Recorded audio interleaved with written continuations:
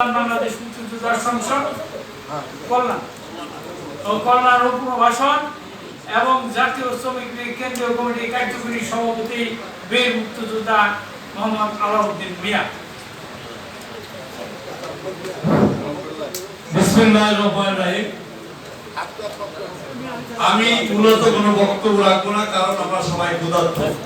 শুধু কয়েকটি কথা বলার জন্য আমি দাঁড়িয়েছি। আমার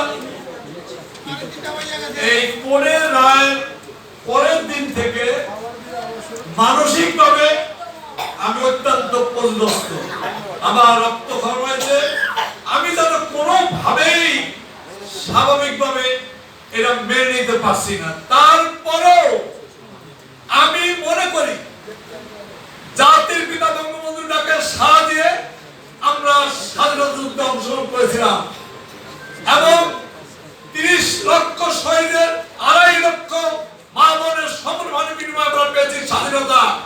আর এই যুদ্ধে আমরা রাজাকার আর বদল আল সাহেবকে আমরা বিদ্যা পরাজিত করে স্বাধীনতা পেয়েছি। কিন্তু স্বাধীনতার ৫৩ বছর পরে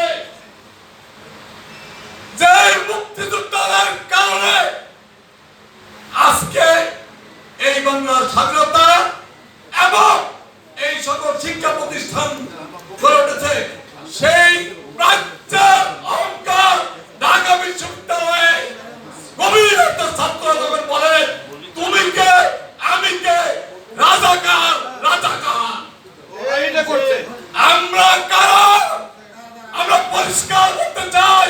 কে কি ভাববেন ভাববেন না আমি সে বিষয়ে বলতে চাই না, পরিষ্কার করতে চাই যে সকল ছাত্ররা ঢাকায় বাচ্চার সহ বিভিন্ন জায়গায় গর্বের সাথে বলে আমি রাজাকার, ওদের ছাত্রত্ব বাতিল করতে হবে এই শিক্ষা প্রতিষ্ঠান থেকে। ওরা কমলমতি ছাত্রছাত্রীরা, ওরা স্বাধীনতার প্রতি রাজাকারের রক্তদের ধমনীতে ওরা যতদিন থাকবে অবশ্যই বারবার ছড়িয়ে দিবে।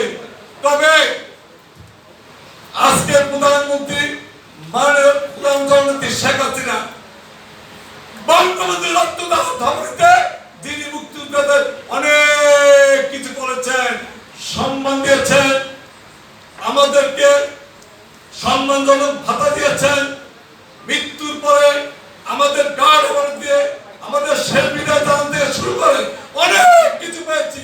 জননেত্রী শেখ হাসিনা আছে, আমাদের সব আছে, সেই আমাদের শেষ ভরসা।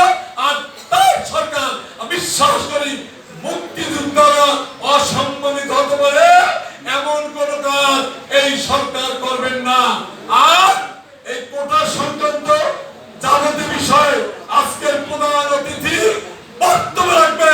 তবে শাহজাহান ভাই এই আপনার নেতৃত্বে 13-14-15-তে বিএনপি জামাত স্বাধীনতা বিরোধী যখন লাগাতার অবরোধ কর্মসূচি দিল, সারা দেশে তখন ধাউ ধাউ করে আগুন মানে পুড়িয়ে পিটিয়ে মানুষ হত্যা। বিশ্বের মানুষ বাংলাদেশকেও ভাবে নাই বাংলাদেশ সবাই পর্যায়ে চলে আসবে। এই আমরা আপনার নেতৃত্বে আমরা আন্দোলন সংগ্রাম করে আগুন সন্ত্রাসীদের বিতাড়িত করে দেশের স্বাভাবিক অবস্থা ফিরে এনেছি। আজকে কিছুদিন আগে বক্তৃতা করলেন ডিপোর্টেশন সভাপতি হামিদ সাহেব। তিনি বললেন কি তার সংগঠনে ৫ লক্ষ সদস্য আছে। আমার ভাই ৫ লক্ষ দরকার নাই, ১ লক্ষ সদস্য যদি সক্রিয় থাকে বাংলাদেশের বৃত্ত সংগঠন সড়ক পরিবহন শ্রমিক ফেডারেশন যার সদস্য সংখ্যা ৭০ লক্ষ, আমার ৭০ লক্ষ দরকার নাই, ৫ লক্ষই যথেষ্ট।